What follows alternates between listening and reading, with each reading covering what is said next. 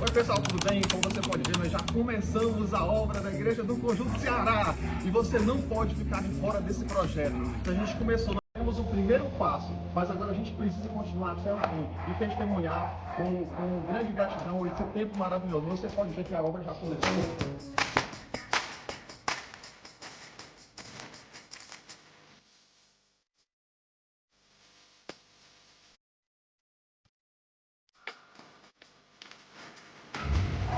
Como você viu nas filmagens, um sonho que só estava no papel se tornou realidade.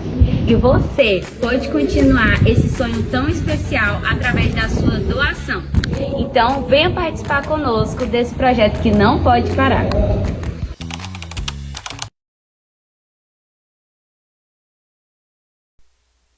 Boa noite. Muito fraco. Boa noite.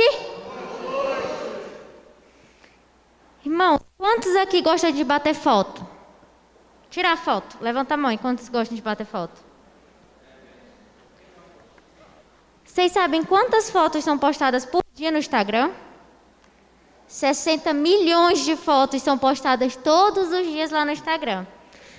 60 milhões. É um número muito grande. Mas nós vivemos numa era da tecnologia onde é muito fácil pegarmos o nosso celular e batermos a foto e postar. Já está tudo muito mais simples. Mas antigamente não era assim. Antigamente a gente batia a foto, levava para um quarto escuro e lá era revelada a foto. A foto ela passava por 9 processos químicos até enfim estar pronta para que eu possa lhe entregar.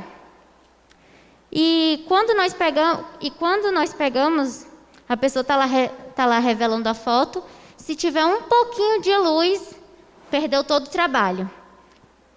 Acabou com a foto, se tiver só um pouquinho de luz. E muitas das vezes nós nos encontramos nesses quartos escuros. Muitas das vezes nós estamos dentro desse quarto escuro. A nossa geração às vezes entra nesse quarto escuro. E só que aí a gente não espera. Só que a gente quer a resposta logo. Então a gente faz o quê? A gente abre um pouquinho da fresta. E aí isso acaba com a revelação da foto que a gente queria. Porque às vezes a gente não espera todos os processos. A gente vai e abre a porta, entra um pouquinho de luz e acabou com tudo que a gente queria. Só que, irmãos, tem um personagem na Bíblia que passou por um quarto escuro.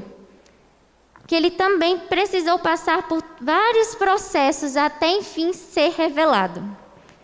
E o personagem de hoje é José. Todos nós conhecemos a história de José, mas eu convido os irmãos a abrir a Bíblia em Gênesis 37, 16.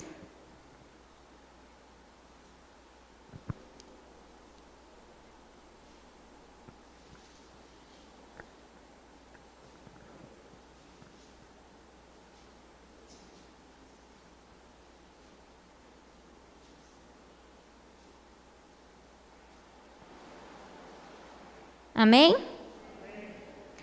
Respondeu: procuro meus irmãos. Dize-me, onde apacentam eles o rebanho? Disse-lhe o homem: foram-se daqui, pois os ouvi dizer, vamos a Dotã.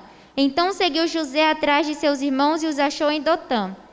De longe o viram e antes que chegasse, conspiraram contra ele para o matar.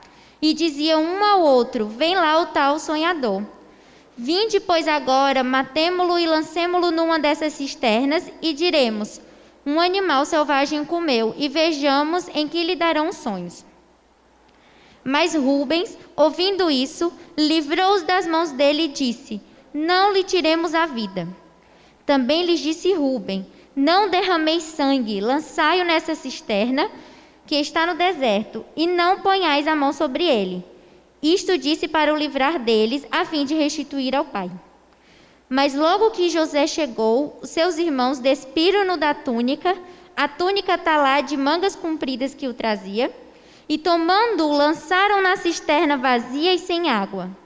Ora, sentados-se para comer pão, olharam e viram que uma caravana de ismaelitas vinha de Gileade. Seus camelos traziam aroma, bálsamos e mirra, que levavam para o Egito. Então disse Judá a seus irmãos: de que nos aproveitar matar o nosso irmão e esconder-lhe o sangue? Vinde, vendamo-lo aos ismaelitas e ponhamos sobre ele a mão, pois é nosso irmão e nossa carne. Seus irmãos concordaram e passando os mercadores midianitas, os irmãos de José alcançaram e o tiraram da cisterna e o venderam por 20 siclos de prata aos ismaelitas. Estes levaram para o Egito. Então, irmãos, neste momento José se encontrava caindo dentro de uma cisterna, dentro de um poço vazio, sem água, sem nada. Nesse momento ele caía ali. Imagine, pare para pensar o quão deve ter sido para ele, o quão frustrante deve ter sido para ele ser jogado ali pelos próprios irmãos. Em um dia normal você está conversando com eles e no outro você se encontra dentro de um poço, vazio, escuro, úmido, e você não sabe o que vai acontecer com você porque você se encontra num lugar sem saída. E foi exatamente assim que José se encontrou. Ele pode ter se questionado: mas o que está acontecendo? O que vai ser de mim? Por que eu estou me encontrando nessa situação? Porque os meus irmãos estão me colocando nessa situação. O que vai acontecer comigo? Havia uma incógnita. Ele não sabia o que poderia acontecer com ele. Ele não sabia. Patriarcas e Profetas fala que José acreditava que o Deus de seus pais seria o seu Deus. Ali mesmo se entregou tão completamente ao Senhor e orou para que o guarda de Israel estivesse com ele.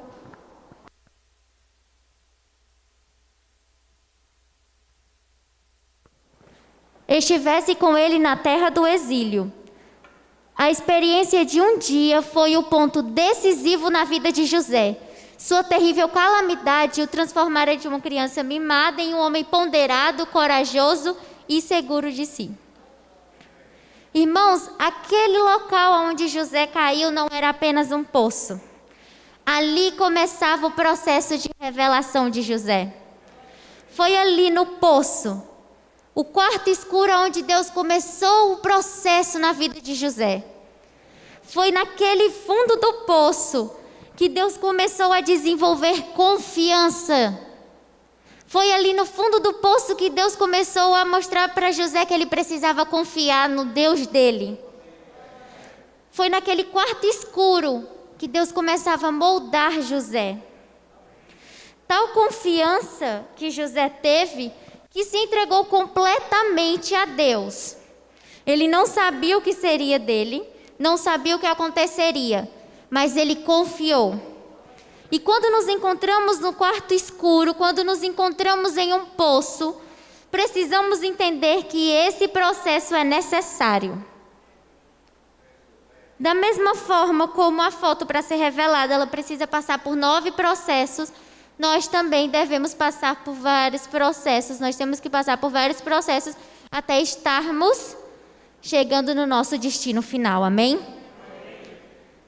O poço foi a primeira virada de chave na vida de José. Foi onde teve uma reviravolta 360 e foi ali que Deus começou de pouquinho em pouquinho revelar.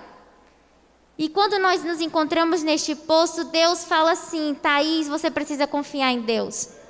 Ronilson, você precisa confiar em Deus. Natão, você precisa confiar em Deus. Eu sei que a situação está difícil, eu sei que você está dentro de um poço, onde você não encontra saída, onde você olha para um lado, está tudo escuro, está silencioso e você não sabe o que vai ser de você. Porque muitas das vezes quando nós nos encontramos num poço, é tudo muito silencioso. Quando a gente se encontra perdido, a primeira coisa que a gente faz é perguntar para Deus o que é que está acontecendo. Só que tudo que nós recebemos é silêncio. Nós recebemos um vazio de um silêncio. E aí nós começamos a perguntar mais ainda o que é que está acontecendo. Mas quando está tudo em silêncio, é aí que a gente pode escutar perfeitamente a voz de Deus.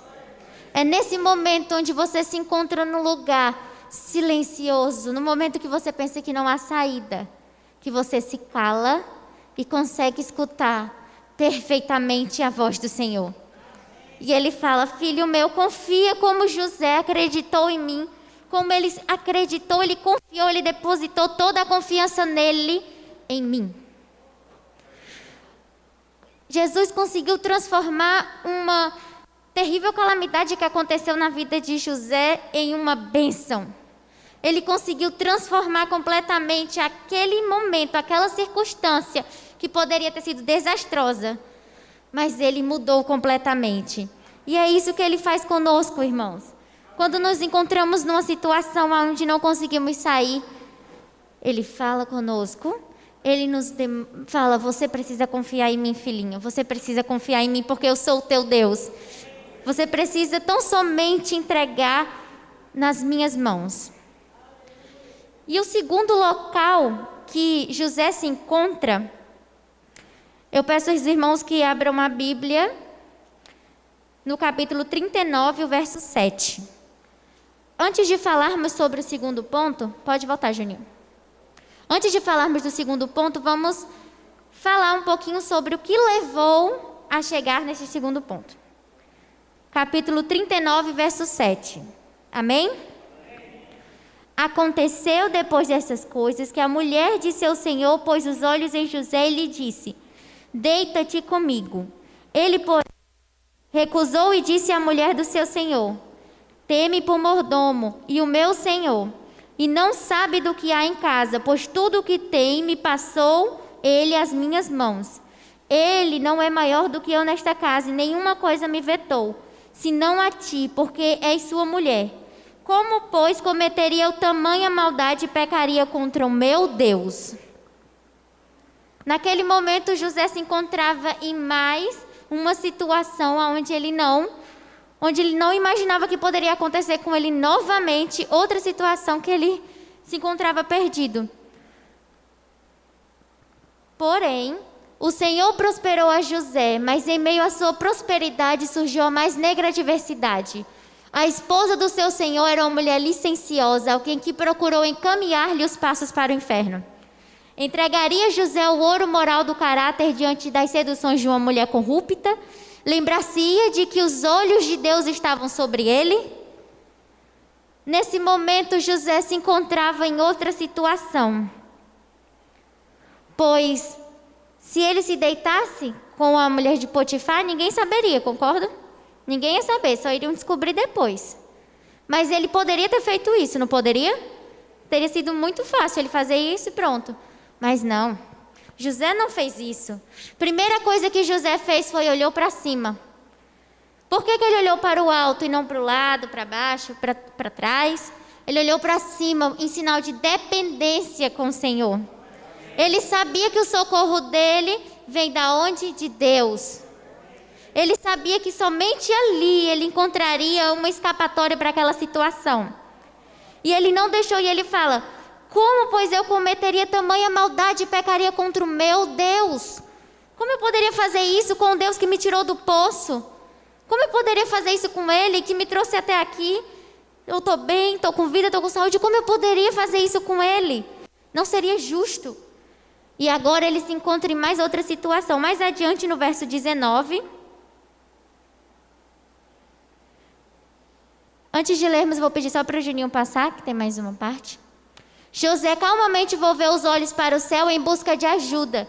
Desvencilhou-se de sua veste exterior, deixando-a nas mãos da tentadora, e com os olhos iluminados por uma convicta resolução em lugar de uma paixão impura, exclamou: como, pois, eu cometeria tamanha maldade e pecaria contra o meu Deus? No verso 19 fala assim: tendo o Senhor ouvido as palavras de sua mulher, como lhe tinha dito, desta maneira me fez o teu servo. Então se lhe acendeu a ira. E o Senhor de José o tomou e o lançou no cárcere, no lugar onde os presos do rei estavam encarcerados. Ali ele ficou na prisão. O Senhor, porém, era com José, e lhe foi benigno, e lhe deu mercê perante o carcereiro, o qual confiou nas mãos de José todos os presos que estavam no cárcere. E ele fazia tudo quanto se devia fazer ali. E nenhum cuidado tinha o carcereiro de todas as coisas que estavam nas mãos de José. Porquanto o Senhor era com ele, e tudo o que ele fazia, o Senhor prosperava. Amém? E agora José se encontra na segunda fase da revelação. Ele se encontra na prisão, no local onde, novamente, ele não sabia o que poderia acontecer com ele. Porém, lá no poço, lá no quarto escuro, ele aprendeu que ele tinha que confiar no Senhor. Então ele confiou. Não sabia o que ia acontecer, mas ele confiou. E se nós voltarmos aqui, ele fala o quê? Que o carcereiro entregou a ele todas as responsabilidades de cuidar do prisioneiro. E o que é que posteriormente José se tornou? Um governador. Então ele tinha que saber governar, cuidar das pessoas. E aí mais uma vez que Deus começa a revelar os planos que ele tem para José. Foi nesse pequeno impasse que Deus começou a soltar umas dicas do que ele poderia fazer posteriormente. Porque ele precisaria saber lidar com as pessoas, governar as pessoas, ter responsabilidade. E foi justamente aí que ele começou a cuidar, liderar dos presos. E quando nós nos encontramos nessas situações, é aí que Deus começa a te revelar. Olha, irmã Isabel, talvez seja isso aqui. Olha, Giovanni, talvez seja isso aqui. Olha, Adriele, é isso aqui, ó. Ele começa a soltar pequenas coisas e é o segundo passo da revelação, porque é onde ele começa a te dar dicas do que ele quer para você, do que ele quer que você faça. Às vezes a prisão pode ser um lugar injusto, como foi para José. Às vezes você pode estar passando por uma injustiça e você se encontra nessa situação, como José se encontrou na prisão. Mas Deus tem um propósito para todas as coisas, amém? Deus tem um propósito. Se você está passando por esse processo, que pode ser injusto ou não, se você está passando por esse processo, você tem que entender que Deus sabe de todas as coisas. E se você está passando por esse propósito hoje, por esse processo hoje, é porque Ele tem um propósito para você, amém? Você tem que compreender que quando estamos sendo injustiçados, Deus está desenvolvendo em nós a resiliência. Resiliência é a capacidade de se manter calma em meio às adversidades, de suportar, de permanecer firme no propósito. E foi o que Deus começou a desenvolver em José. Ali na prisão, José começou a ser mais resiliente, mais paciente, a entender, porque ele podia ter jogado tudo por aí e ter falado: novamente eu estou aqui numa situação, novamente eu me encontro numa situação, por que Deus me colocou nessa situação de novo? Será que Ele me esqueceu? Será que Ele não lembra de mim? Mas irmãos, não pensem dessa forma, porque Deus não se esquece de nenhum dos seus filhos. Se Ele cuida das aves, se Ele cuida das plantas, Ele cuidará de você, da mesma forma como Ele cuidou de José lá na prisão. Basta sermos pacientes e esperar Jesus nos moldar. Ele está nos moldando, Ele está nos transformando. Os processos são necessários, nós não podemos pular etapa. Se nós pularmos uma etapa, abrirmos a porta, a nossa foto vai ser prejudicada. Nós não iremos conseguir chegar no nosso propósito final. Não abra a porta antes de todos os processos serem concluídos.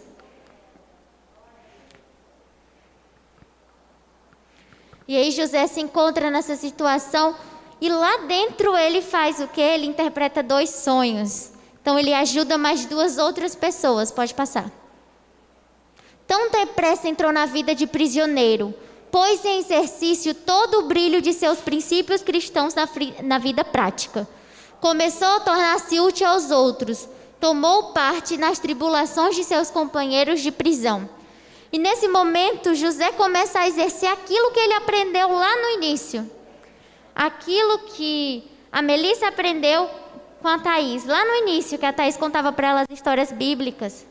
Que a Adriele, que eu, que a Amanda, nós aprendemos com os nossos pais, que vocês aprenderam com os pais de vocês. Ele começou a botar em prática todos os ensinamentos que os pais dele o deram. Todos os ensinamentos cristãos. E isso foi um diferencial porque José tinha uma luz diferente. Talvez se José fosse igual a todos os outros prisioneiros, o carcereiro não teria confiado nele. Tamanha responsabilidade de cuidar de todos os presos. Já pensou se José tivesse soltado todos os presos, tivesse todo mundo fugido? Mas não. Deus tinha um propósito e José confiou tão somente nesse propósito que ele entendeu que ele precisava passar por aquilo ali. Ele não sabia quando ele ia sair na prisão, mas ele confiou. Ele confiou porque ele aprendeu lá no começo que é necessário confiar em Deus. E ele aprendeu aqui nesse outro processo que é importante nos mantermos firmes no nosso propósito, porque os processos, as tentações estão aí. Cabe a nós ficarmos firmes na rocha que é o Senhor ou cairmos. E como José, nós temos que nos permanecer firmes no nosso propósito, porque é necessário.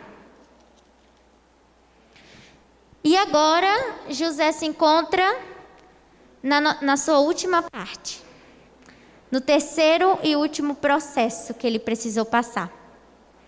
Ele se encontra no palácio. Eu peço aos irmãos que abram a Bíblia em Gênesis 40, 39. 40, 39.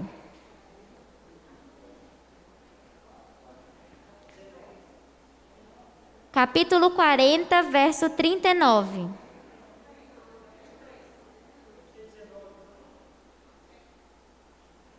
Capítulo 40 de Gênesis, verso 39.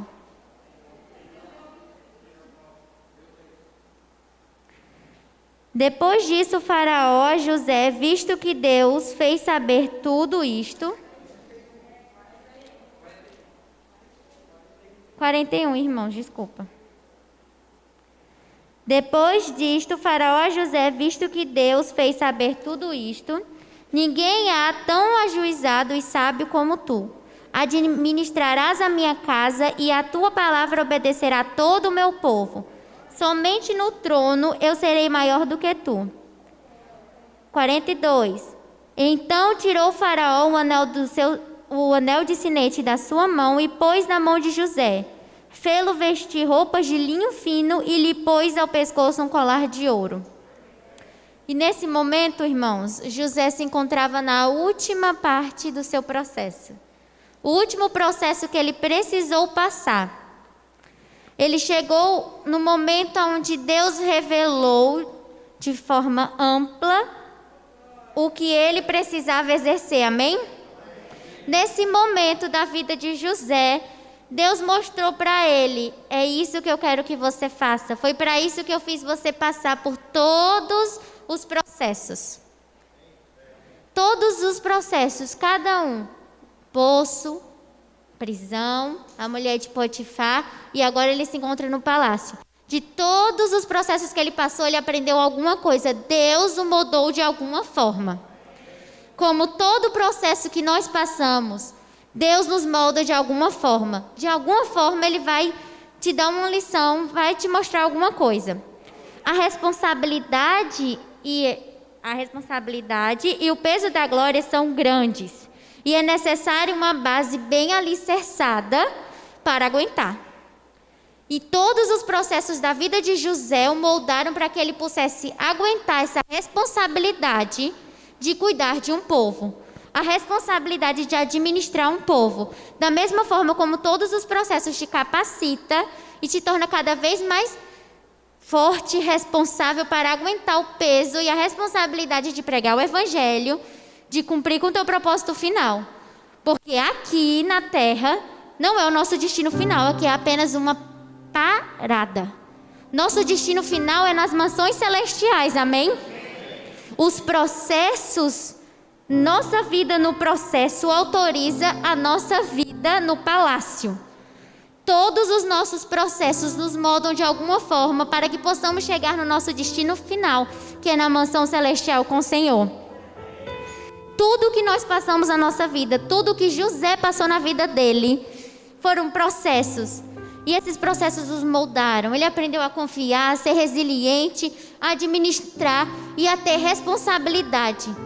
Então, se hoje você se encontra passando por processos, apenas entenda que Deus está fazendo algo melhor para você. Se você passa por um processo, se você se encontra num poço escuro, onde você não vê saída, não se desespere, apenas fique em silêncio, porque Deus vai falar com você. Deus vai falar: filho, confia em mim, porque eu vou te tirar daí. Apenas confie e creia. Entenda que os processos são necessários para que a tua vida possa ser moldada. para que você possa chegar a entender o que Deus quer que você faça.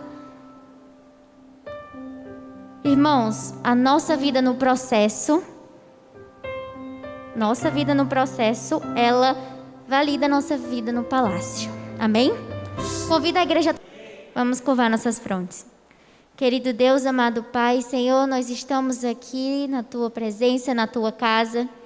E Senhor, nós estamos aqui porque nós entendemos hoje que os processos que o Senhor nos faz passar são necessários. Que eles são necessários para nos moldar, para aprendermos a confiar tão somente em Ti, assim como José confiou. Que nós precisamos, Senhor, olhar para cima quando vir uma adversidade, para que nós possamos entender que somente de Ti vem a solução. Que nós podemos estar no quarto escuro, Senhor, mas somente em Ti nós achamos a solução para sairmos de lá.